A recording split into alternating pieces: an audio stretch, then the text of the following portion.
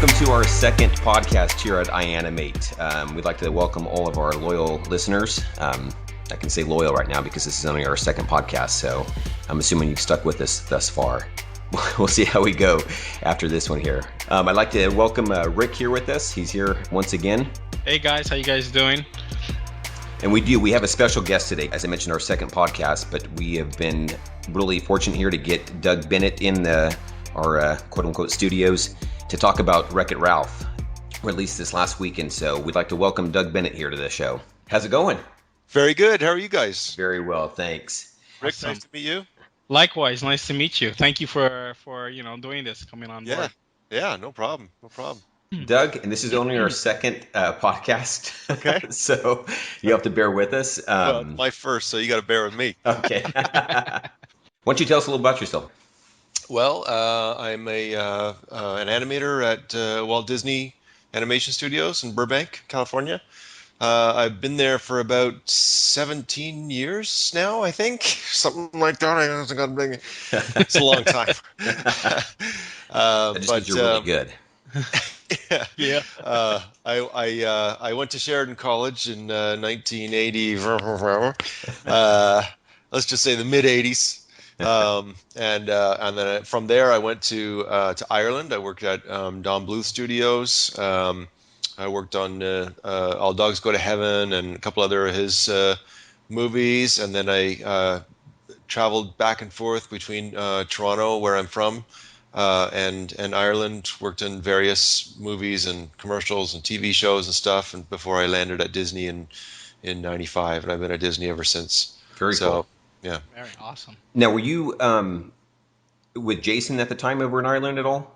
Yep. Yeah, I met him in '93, I think. Okay. We were working on it was a friend of ours studio, Paul Bolger. He had a studio over there in Dublin, and we were working on a German feature film. Oh, the Cats one, right? The Cats one, yeah. And it was all in German, and we had to animate dialogue in German. So we had translations of the dialogue, and we had to just try to work out the phonetics of the German language. So it was fun. It was a lot of fun to do. Very cool. Do you remember the name of that one? Felide. Okay, we'll have to post that in our notes here for people to be able to check that out. Yeah. A little blast from the past there. Yeah, an obscure movie for everybody. Hunt it down. So now your background's in 2D then, huh?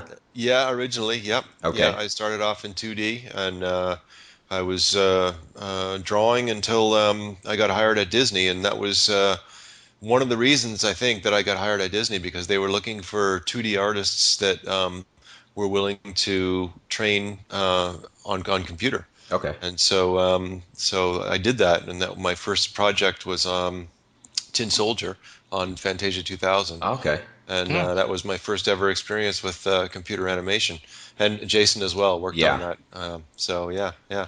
How was your transition working from 2D to the computer now? It was brutal. Yeah. Yeah, I had a hard time.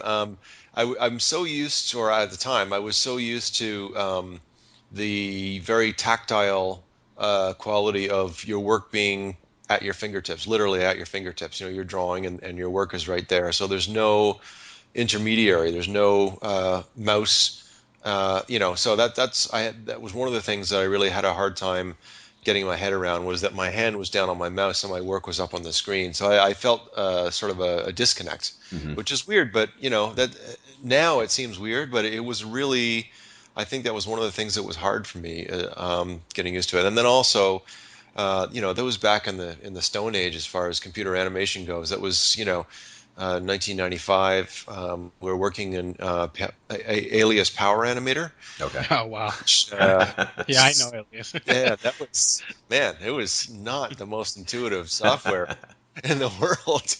And we'd animate the shots, and then we'd have to, if we wanted to play blast it, I'd have to walk down the hall and get a TD, bring him back to my office. He'd have to write like 2 paragraphs for the code just so I could look at my work, And so yeah, it was a tough transition, but Eventually, I liked it. I mean, I worked on that, and then I went back to 2D. I worked on Tarzan, Oh, okay. and after Tarzan, Disney said, "Well, listen, we need help on Dinosaur." They were working on Dinosaur Hmm. at the time. Actually, my ta-da, my mouse pad is Oh, very Dinosaur. cool. All So right. but they said, "Yeah, you have computer experience, so we'd like you to go work on Dinosaur." And I'm like, "Oh God, here we go." So, but on Dinosaur, they were using Softimage. So I don't know if it was the software or the fact that I sort of had a better idea going in of what was required, and I was sort of more mentally prepared for it, I guess, or Hmm. artistically prepared for it. But either way, I had a great time working on that movie, and Jason was on that movie as well. Yeah, yeah. And so yeah, I had a great time working on that, and I never looked back after that. I stuck with CG. Now, what made you want to jump to the CG in the first place? Was it just the fact that, hey, I get to animate, or was it the fact that I'm going to get to animate over at Disney, or how did that come about? Well, it was definitely going to work at Disney was one of the big draws. Okay. Even back then it was, well, certainly in '95 they Hmm. were coming off of their peak of those really successful films. So the business was booming back then. Um, so it was really a draw to go and work at Disney. And also, as much as I ended up complaining about CG, I really wanted, I was looking for the challenge, Hmm. um, to learn something new and to work on something of quality and interesting, so that's really what drew me to it.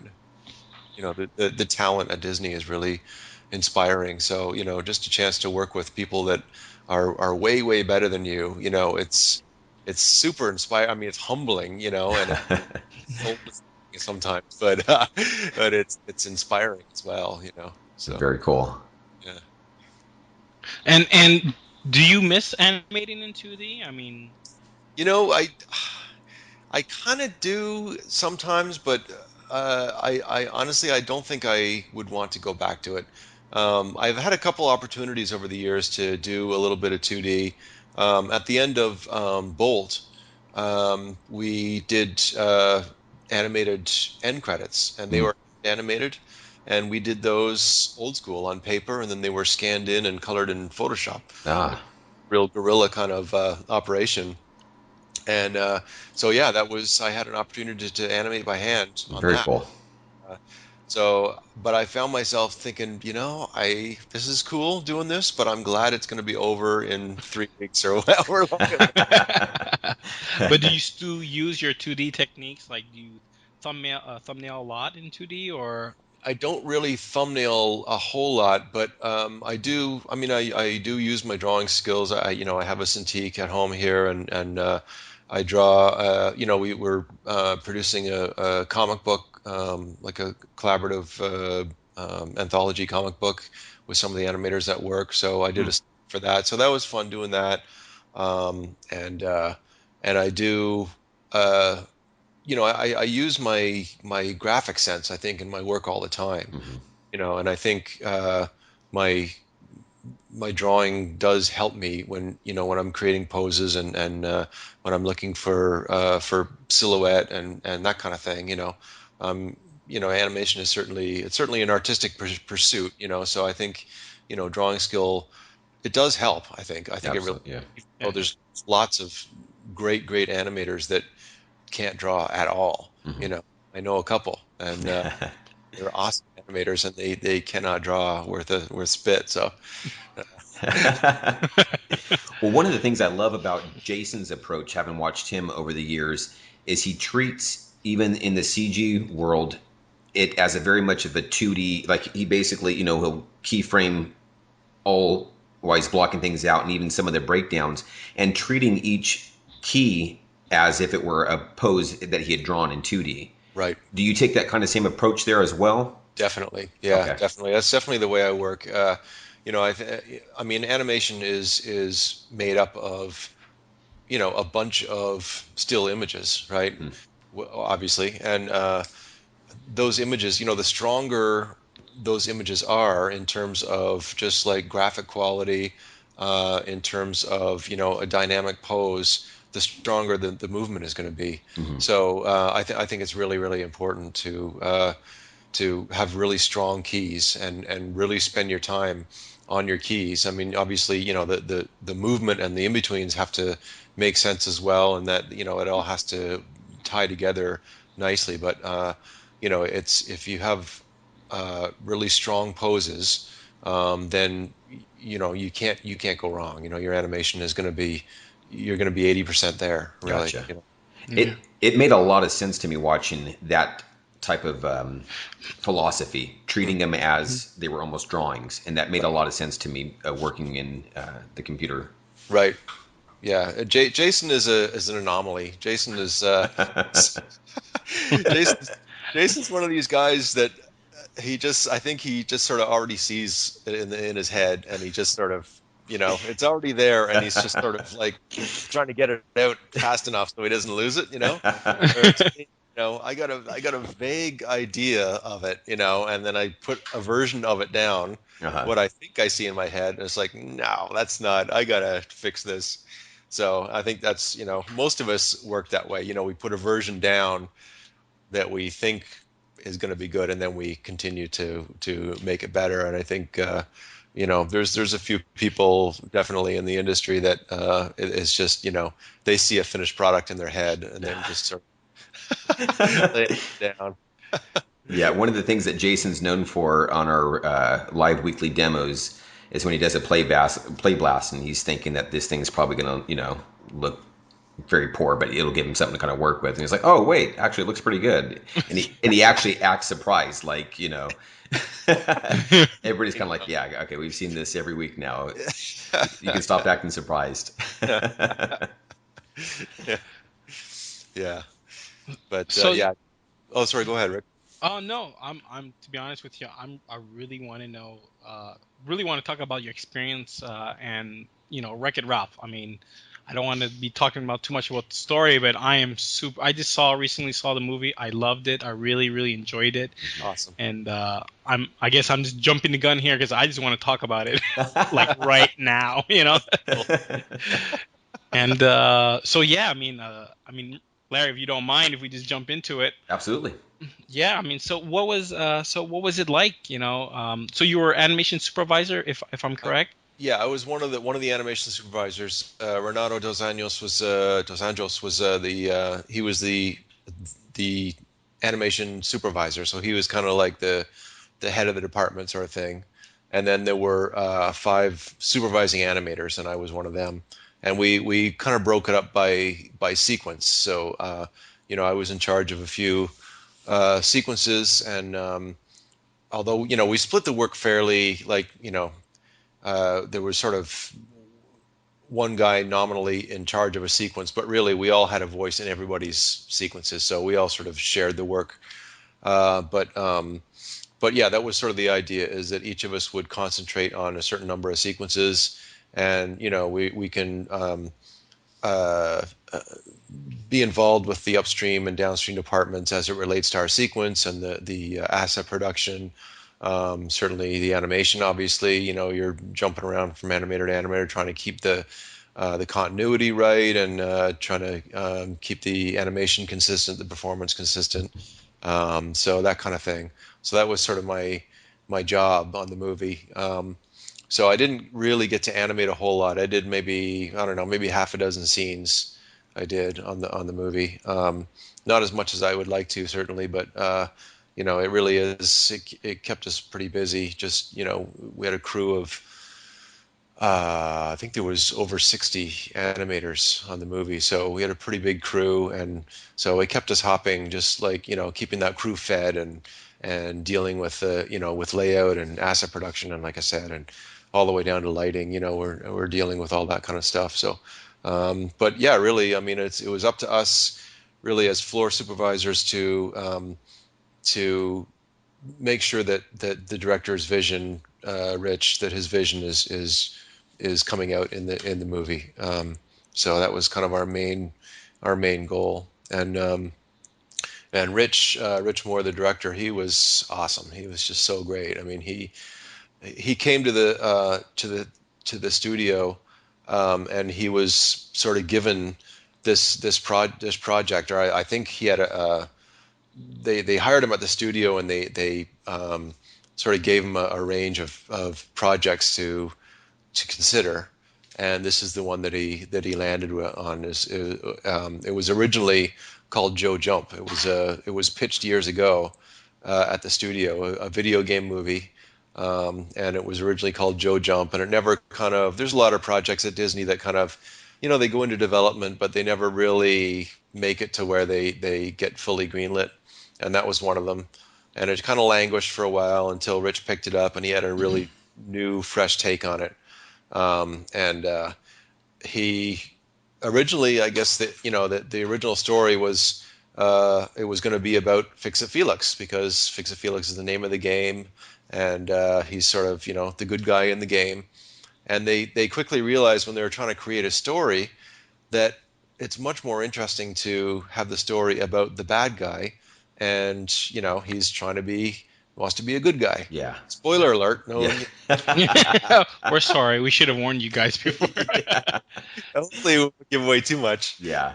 But yeah, I mean, it's a much more interesting arc, and when you see the movie, Absolutely. Felix is, and we certainly played him that way. He's a very vanilla, one note kind of guy. He doesn't change. He's a good guy all the way through, and Ralph does change, and it's a much more interesting arc, I think, for to follow Ralph. Yeah. So definitely. I thought the emotion in the movie definitely happened to be revolving around him. It definitely played up very well between the dynamics with him and what he was trying to accomplish in the movie, as well as Vanellope in the movie as well, her story.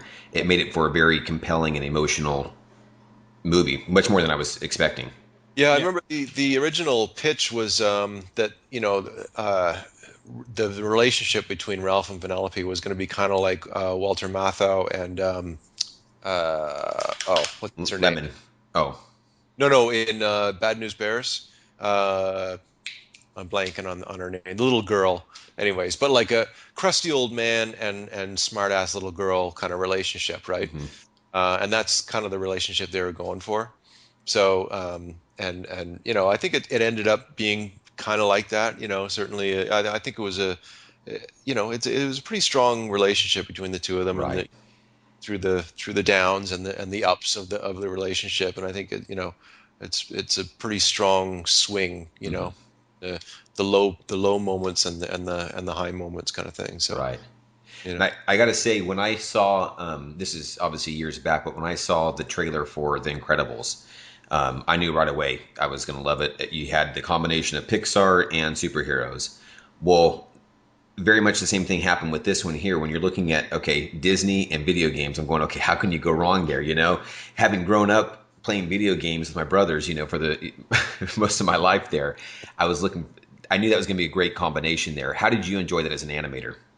It was great. It was a lot of fun, and I'm not a gamer. I'm really not a gamer. I mean, I had my experiences with Pac-Man back in the '80s and that kind of thing, but I'm just not really a huge gaming guy, and that was one thing that I was worried about on this movie. It's like, oh, am I going to be kind of totally lost on this movie because I don't know games? But I think that's one thing that I like about the movie is that it's got all these great game references, and some of which I don't even know.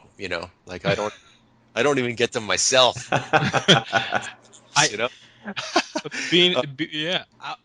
Myself being a gamer, when I watched it, I thought you guys really did a fantastic job in getting the personalities of each character.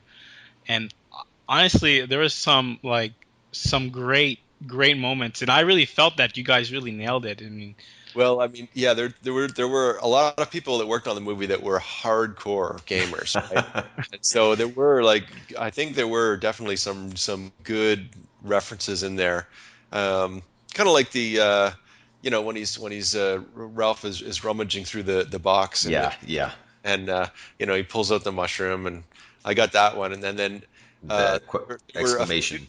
I should tell you guys actually. Little behind the scenes story. There was when he does finally pull out the the exclamation point. Uh-huh. That was, they were trying to figure out what would be great for that. He pulls something out and he throws it away, and we want people to get it right away. So they were going to come up with the Triforce. He pulls up the Triforce. It's like, what is that? And he throws it away, right? That Which would have been pretty good, I think. Uh-huh. And then, but we weren't. They didn't give us the rights to use that. They didn't want that. So then we figured, oh, what about Angry Birds? He pulls out an Angry Bird. And what is that? And he throws it and it explodes. And Angry Bird said yes. Okay, that's great. And even though it's not a console game, it's not it's not an arcade game, but it's a game, right? Right. And it kind of makes sense that he wouldn't know what it is, right? Because it's not an arcade. So, but the audience would certainly get it just based on recognition, and it was playing really well. And then Angry Birds people saw it in context, and they said, "We don't want one of our Angry Birds in a box with underwear, with Zangief's underwear." So it got the exclamation point. So that's good. Oh. Very nice. Yeah. Well, one of the things I really loved about the movie was the different styles of animation. I mean, from even the 8-bit versions that you guys would have, both in a 2D style, but then also that same 8-bit style in the CG. That was amazing. Yeah. And then even, and again, I don't want to give away too much here, but even King Candy's animation felt different than some of the other characters, like Vanellope or Ralph. Yep. His felt way more snappier, Mm-hmm. Can you give us, what your thoughts were on some of that kind of choices there? And particularly, like I said, the 8-bit in the CG realm. That was very fascinating. Yeah. Well, we set out to define the worlds in a bunch of different ways. I mean, we had 4 main worlds, right? We had the old Fix-a-Felix game, the 8-bit game. We had Hero's Duty, which is that first-person shooter. Uh-huh. We had Sugar Rush, and then we had the real world in the world of the arcade, right? When you come outside of the arcade. So we kind of wanted them all to be differentiated. Obviously, it was going to be differentiated in look and visual language, but also we wanted the animation to be different. So we're trying to make, as far as the 8-bit stuff in Fix-a-Felix, Mm-hmm. all those characters, we wanted to make them a little more staccato and sort of like a little more 8-bit kind of thing. Uh-huh. So, and we thought we were doing that, and we had animated maybe half of that party sequence. Uh-huh. And then Lasseter saw it, and he goes, "What are you guys doing? You got to go all the way and make it really." So that was a John Lasseter call, and I think it was a really good call. Yeah. And so we said, okay, and it's sort of against our instincts as Absolutely. animators, Yeah. right? Yeah. In between things, and to just like blatantly leave out like anticipations and settles and stuff like that. We just take it out. So that's what we did, and like we got these characters, just like, and I did a demo for my students actually using one of those shots that I did in the movie. It's the shot where Gene jumps up on the table and he smacks Ralph's little figure off the top of the cake, and I animated that thing a few times. That was one of the early shots that we animated. And we showed that one to Lasseter, and that was one of the ones. It's like, no, you guys got to go all the way with those characters. So that's what we did. We ended up what you see in the movie, like just really super staccato, just like boom, poppy kind of thing. And the rules of that world were that the characters, they only move on like 90-degree grids. There's a lot of twinning, a lot of kind of right? The things you're not supposed to do as that's doing. And it was really fun. It was really liberating, really, to do that. It was a lot of fun.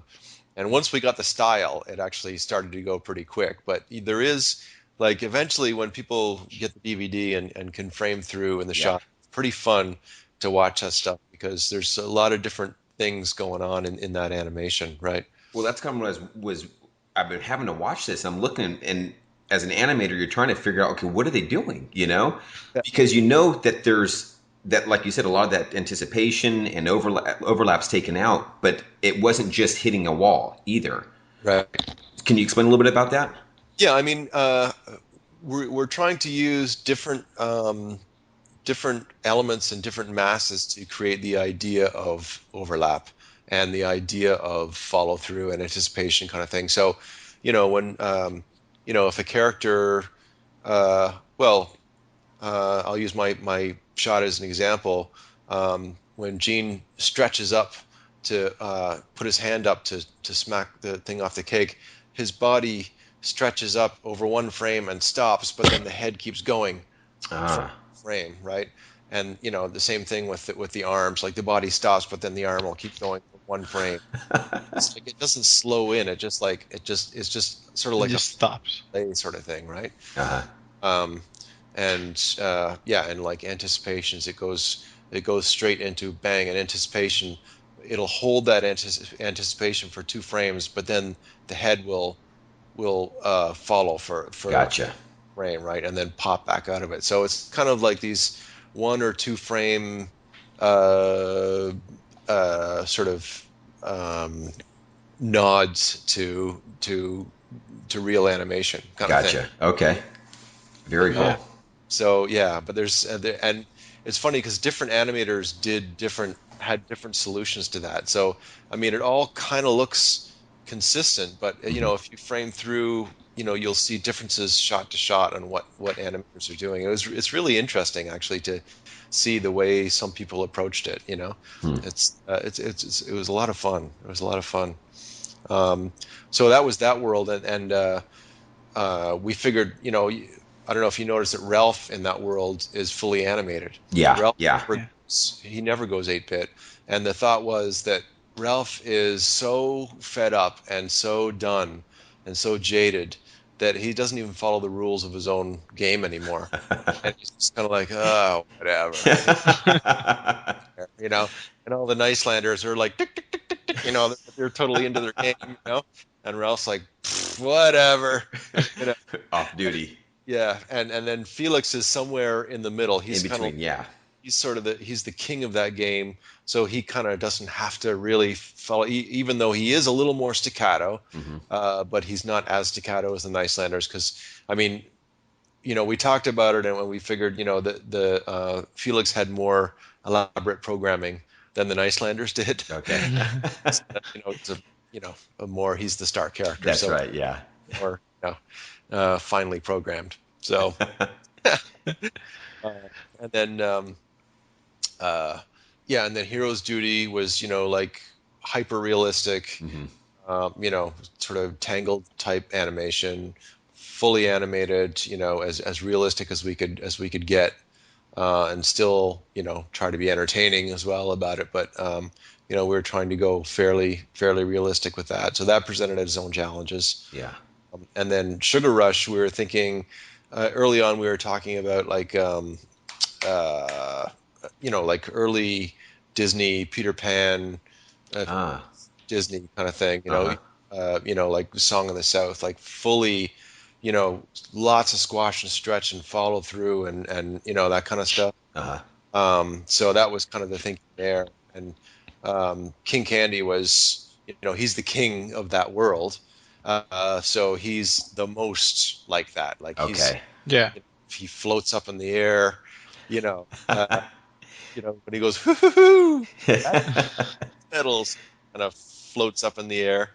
That was an awesome scene. And I got to ask you, was it intentional or not intentional that he seemed like a past Disney character?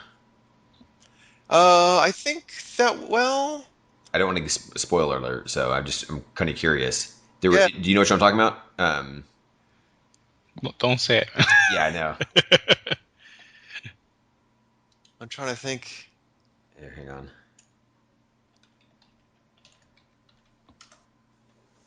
Oh, yeah, yeah. Well, definitely. Well, yeah, yeah. It was Ed Wynn, right? Like it was Alan Tudyk's take on Ed Wynn. Okay. It was the Mad Hatter, right? Yeah, So yeah, okay. Mm. okay, That's what I just.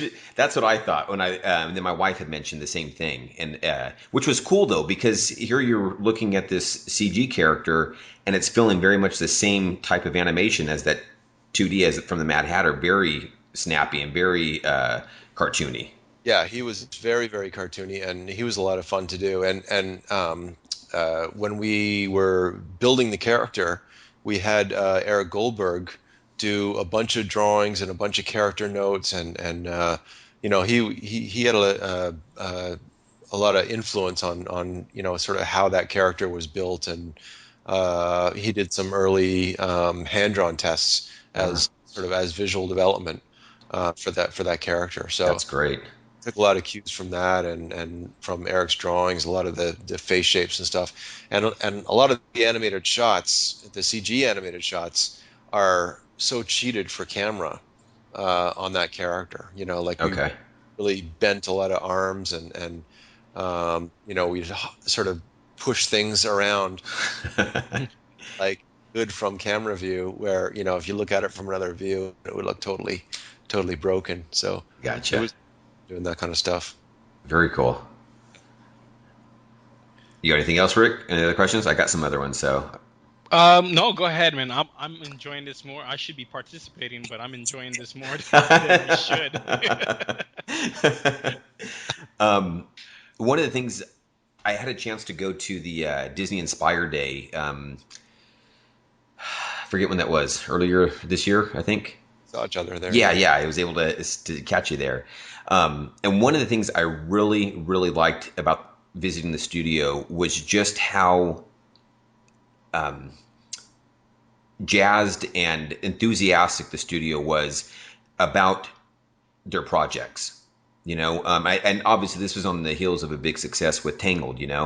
But you could tell the vibe there was very strong. It was very enthusiastic. People were very excited on what they were working on. How much of that played into this movie here? Because, like you're saying, you've got a nice mix of different types of animation. Whether you're saying in Hero's Duty, where you still kind of have that same ode to the animation in Tangled, but then yet you're doing different kinds of animation. Mm-hmm. But that was one thing I really appreciated visiting the studio, was just the enthusiasm there. How did that affect the movie? Oh, I think it definitely did. I mean, I think coming off of Tangled, like you said, Tangled was sort of our first modern era success, Hmm. and that really does inject a level of confidence in the studio as a whole, that okay, we're on the right track, we're doing something right here, and it makes everybody a little less. I don't know if the scared is the right word, but like you're not second guessing yourself as much. Okay. It's like, okay, we're not idiots. Okay, we know. So we did something right. So and I really like how we didn't. It, Wreck-It Ralph was such a completely different direction Absolutely. than Tangled, right?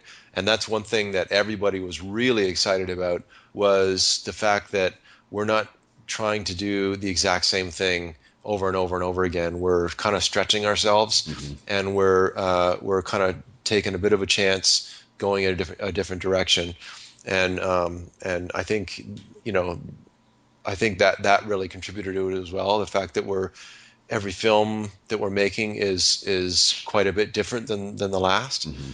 um, and it does feel like a studio on the upswing, Yeah. because we kind of we hit our bottom, and then we're slowly sort of climbing out, and we all felt that every movie that we were making is better than the last, right? Stronger and stronger. Yeah, it really felt that way. It felt like it was getting better and better, and I think you could see it in the films. But I think almost equally importantly, you could feel it in the studio, because just in terms of studio culture, in terms of the tools that we were using, you can see a marked improvement every movie.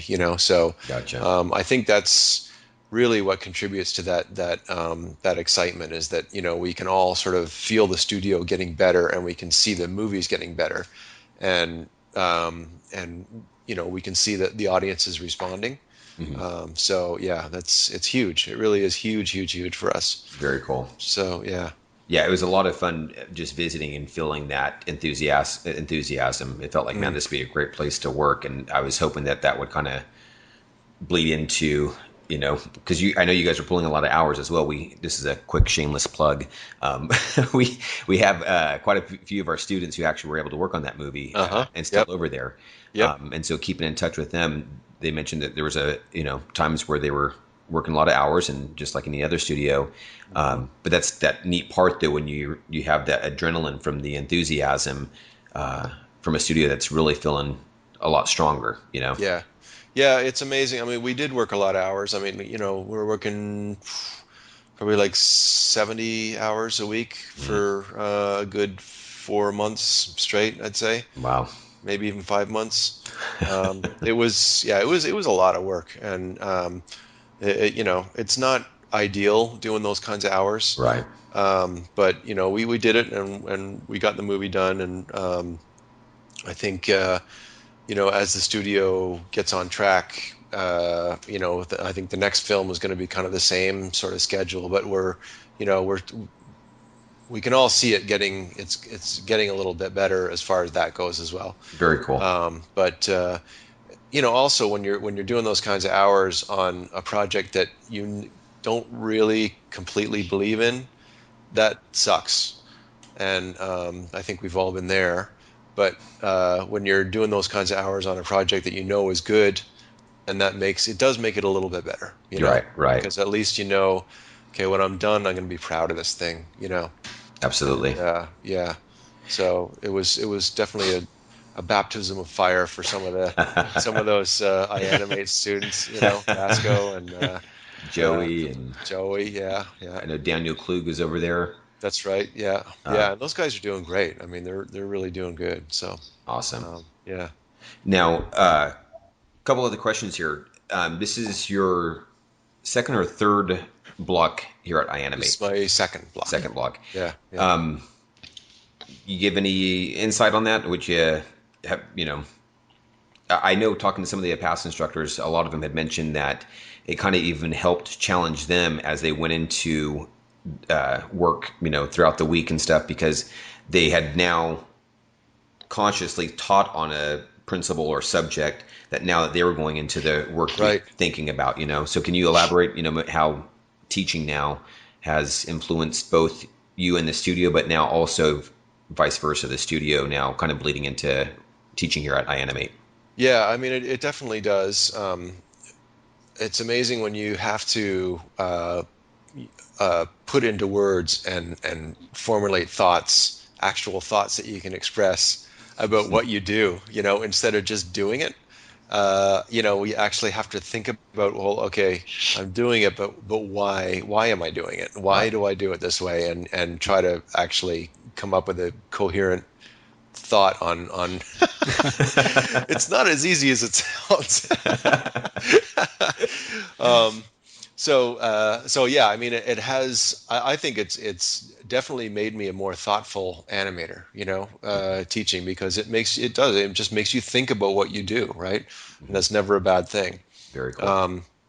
So yeah, I mean, it's really a learning experience in that respect for sure. Awesome. And then as far as bringing the studio to iAnimate, I think we all do that as instructors. I mean, we all have our take on it, and we all sort of come from different studios with different house styles and the different styles of the project that we're working on, Uh-huh. and I think that influences our teaching as well. Hmm. And I love seeing examples of what people have recently worked on and stuff, and I Right. know the students love seeing that stuff too. So I don't know. I think it's cool. I think it's a great program, and it's a great way for just for students to get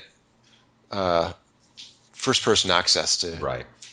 professional animators. I think it's unparalleled. I think it's really cool. Absolutely. We've heard nothing but great things about you, and we really do appreciate your time, Doug, tonight. I know you work and teach, and we really do appreciate you joining us tonight. Sure, it was great. I really enjoyed it. Awesome, awesome. Rick, you got any closing questions for Doug? I just want to say that I enjoyed this more than anyone else because I was able to watch this live, and I could ask any questions I want. But Larry, you did a fantastic job. Let me say that. And Doug, honestly, this we got to have you come back again. I mean, there's so much to talk about. And absolutely, I'd love to. Yeah, sure, absolutely. Very cool. That's really great. liked the movie. It was a lot of fun. Took the whole family. The opening weekend, and the kids loved it. My wife loved it. My 3-year-old got a little scared at one point. I got to admit that. Good. We did our job. Excellent. Yeah. But couldn't stop talking about it even the next day, talking about some of the character interaction and, like I said, some of even that emotion. So you guys really did a great job on it, and that's why we're really happy to have you here tonight. Yeah, we're hoping that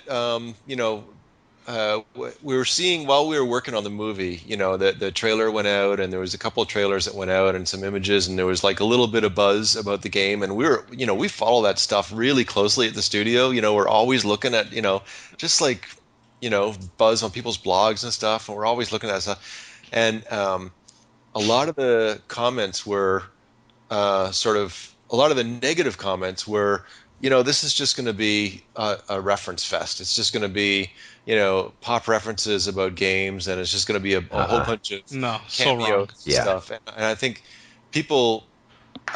we got an audience. Part of the audience went in thinking, okay, I'll go see it just because it's a bunch of cameos about video games, and I'm into that. But I think, once you're there, it's an actual story. Definitely. Absolutely. The cameos are definitely there, but there's definitely a story about in the movie. So I don't know. I hope that was the case, anyways, for people that went thinking that it was going to be a cameo fest or a reference fest. No, I definitely think there was a nice balance. That there was enough cameos that you felt like, oh, hey, and pointing that one out, or hey, did you see that one in the corner there? Yeah. But like I said, the story definitely, particularly at the end, just really pulled it together where I was just like, wow, so definitely enjoyed it. Cool. Well, I'm glad. Go see it 4 times. That's right. And hey, we've got some people who have not seen this yet because it hasn't come out around the rest of the world. So that's why we wanted to get this podcast out quickly to kind of plug that. So awesome. They'll go check it out now. Cool. Thanks again, Doug. Really appreciate it. Thanks, guys. All right. Great seeing you. Take care. Thanks, Larry.